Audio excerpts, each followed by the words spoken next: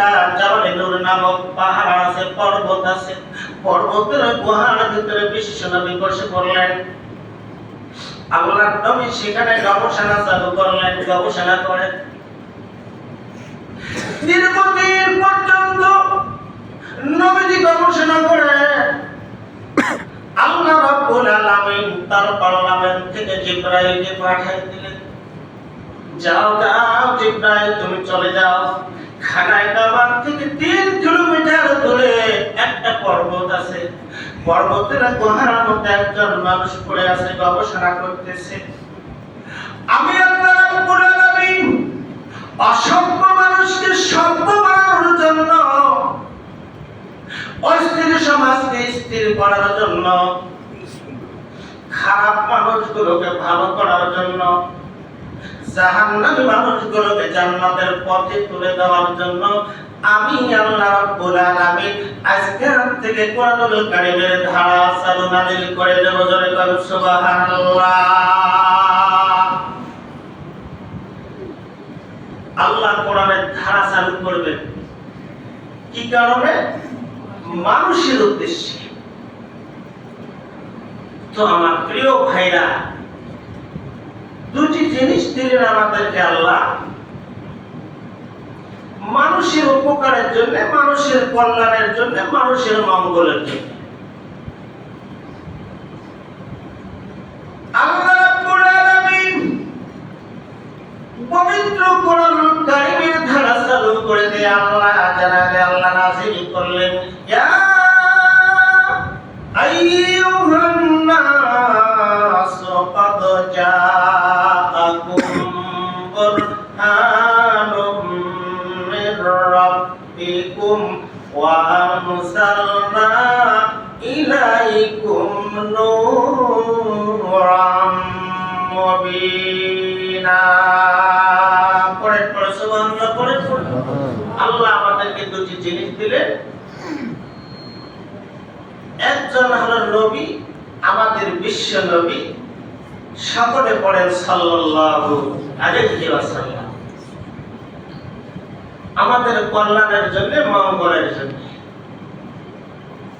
শুধু খালি নবীকে দিয়ে হবে না, আমার আল্লাহ জানালেন, ও নবীজি,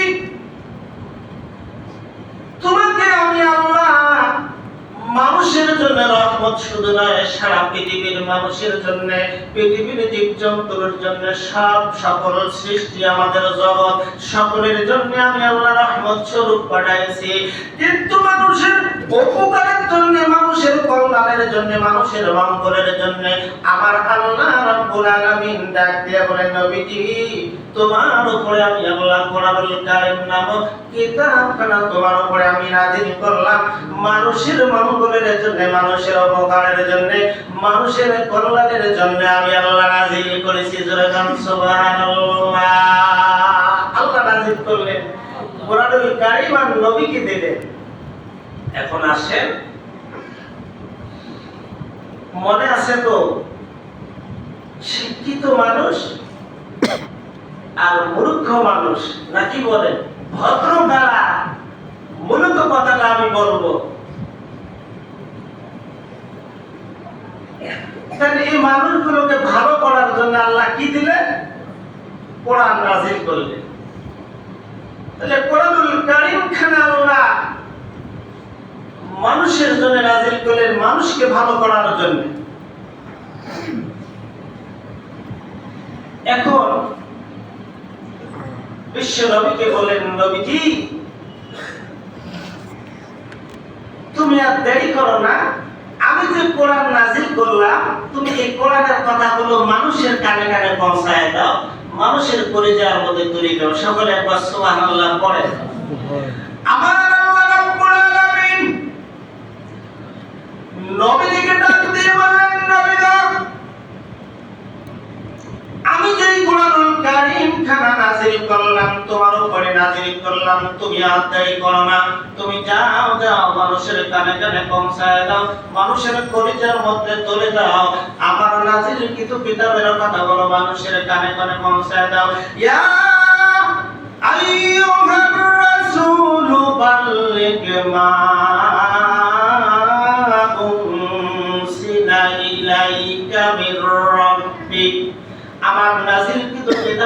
কথাগুলো মানুষের কলিজায় তুলে দাও।